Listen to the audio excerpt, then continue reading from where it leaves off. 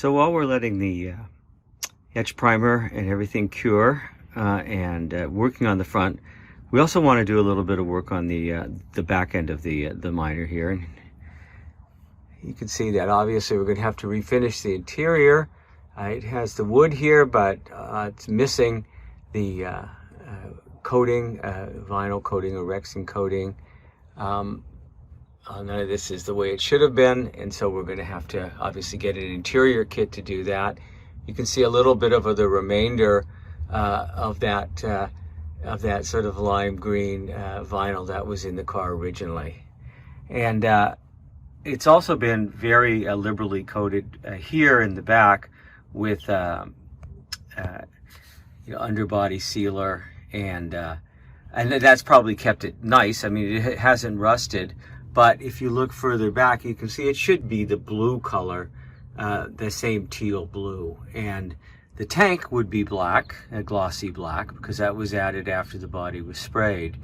But you can see a little tiny bit of the blue there peeking through. I want to strip this down and paint it in the blue.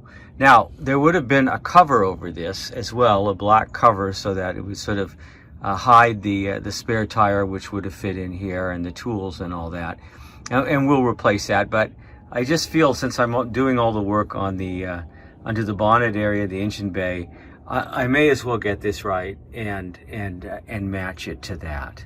And so, and of course, there's going to be new rubber stripping and all that sort of thing.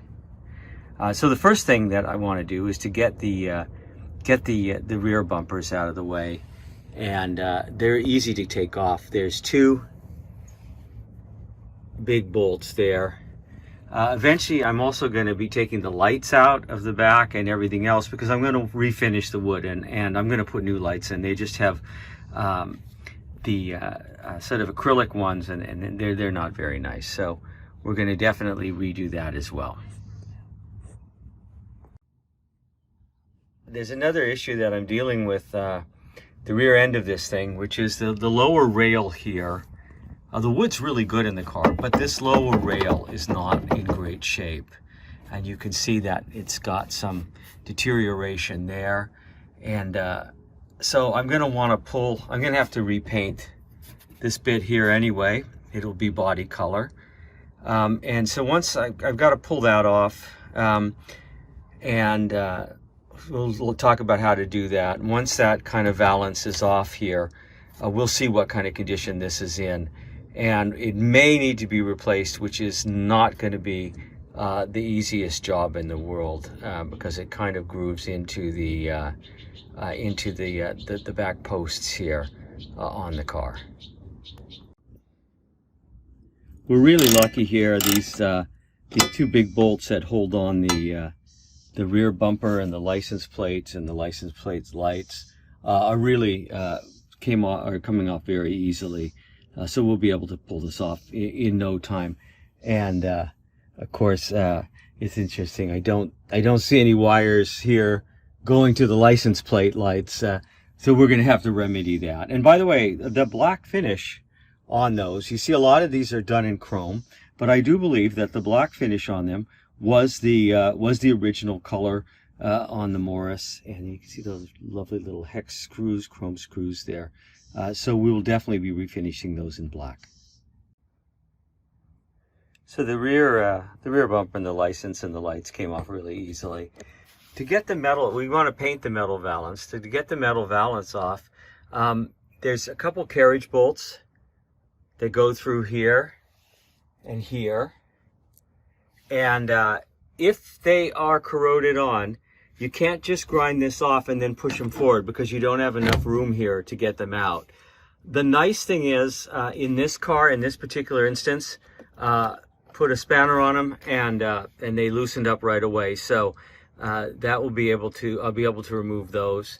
And then there are little tacks that you can see that go through the top of the valance, and they hold it into the wooden rear rail here. And so you've got to either grind those down or pry them up or something. in order to get this off. But I want to paint this. It's going to be a lot easier to do it off the car. It needs to be stripped and everything else. And I also really do want to see what looks like the wood underneath there on that rear rail, and then to see if we get into the really big job of having to replace that.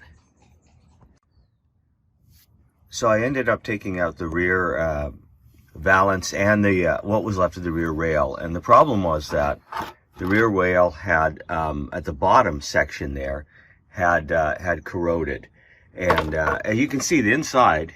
The trunk is fine, and you can see the original blue paint there, and then you can see where they have liberally coated it with a underbody rubberized sealant undercoating, and then there's a bit of the rotten part of the lower rail. So I'm going to have to replace the lower rail, which means loosening up these rear posts. Now the posts look to be in very good shape. They're not a problem there. To get those carriage bolts out, loosen things up enough to slide this in so the little tongues essentially will fit in there. So this is going to be a bit of work and a bit of geometry. But in any case, I was going to be removing the rear shelf support here so I could paint this all properly, and I'll be pulling out the bumper brackets here and things like that, because they would have been finished in black, and that's what I'm going to do with them. So it's a bit of work here.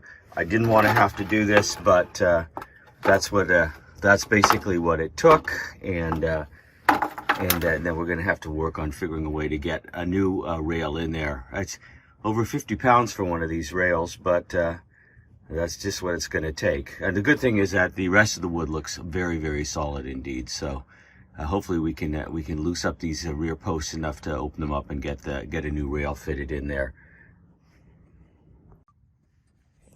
Okay, to get the carriage bolts out of this the rear post, you have to unscrew the nut on the back here, and they're moving pretty easily, which is pretty nice. I put a bit of PB Blaster on them, but the carriage bolts, as you saw from the rear valance, they rust, they expand, and they get stuck. So here I could get a mole grip on part of that and make sure that I've got that carriage bolt loose, so once I get that nut off, I can withdraw it. And the way they put this carriage bolt in, it actually is going right through where I'm going to want to fit the rear rail.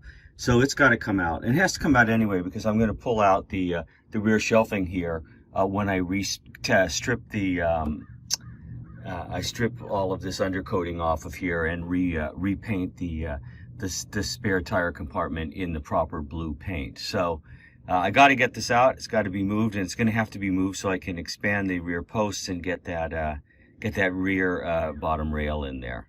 So working away, taking time, something we didn't expect to have to do, but there you go. Okay, so the nut out, and there we got that carriage bolt out of there.